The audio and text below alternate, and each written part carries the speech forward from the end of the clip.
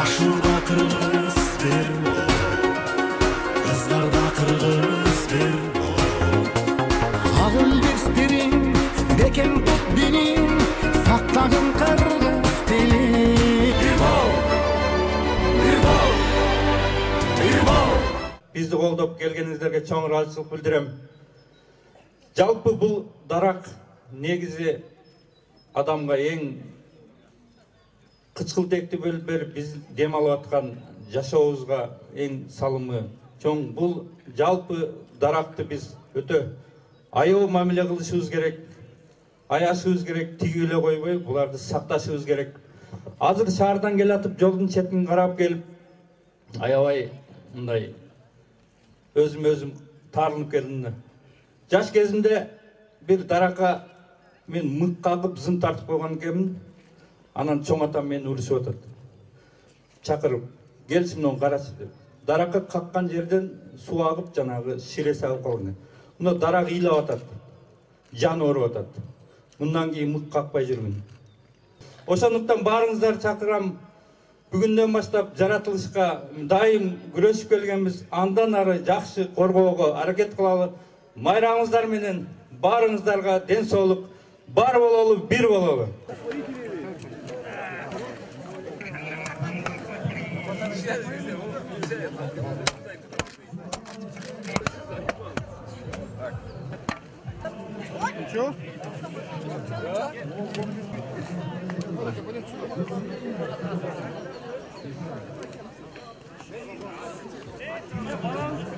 Но сегодня, 28 марта, по инициативе партии Бербол, мы решили провести подсадку молодых саженцев в Карагачевой роще. Мы не случайно выбрали этот месяц и место проведения, потому что 155 лет назад здесь, на этом месте, было заложено начало Карагачевой рощи на пожертвования горожан. И это место стало за эти 150 лет любым местом отдыха. К сожалению, за последние годы, последние особенно 6 лет, потеряно 40 гектаров площадей этой рощи. Если она раньше насчитывала 189 гектаров, то сейчас осталось чуть больше 145 гектаров зеленых насаждений. И вы видели, сколько людей пришло. Мы не говорили никаких политических лозунгов. Мы обращались к горожанам только с одной идеей, что все мы горожане, все мы хотим жить в чистом, светлом, безопасном городе. И если 150 лет люди находили деньги, находили время для посадки рощи, то сохранить это наследие, ну, наверное, хорошая задача для сегодняшних бишкекчан. Байыртадан келечегин ойлосо бактык дейт. Мына жаз келгенде Бирбол партиясы башка партиялардан өзгөчөлөнүп, бүгүн бак тигүү менен баштады. Буюрса бул Карагачева роща тарыхый жер.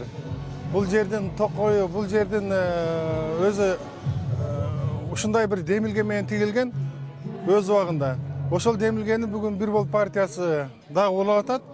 Буюрса бул бак тигүү, жазында ошол эмгек менен аракеттенүү и бул бир чети экологияга жакшы, экинчи чети мына таза абада келип баарлашып, сүйлөшүп, анан ушул жерде дагы партиянын иштери, келечек жөнүндө сүйлөшүү өтө мыкты. Ошон үчүн мына Бирбол партиясы бүгүн Бишкек шаарынын ушул тарыхый жеринде бак тигүү менен өз ишин баштады.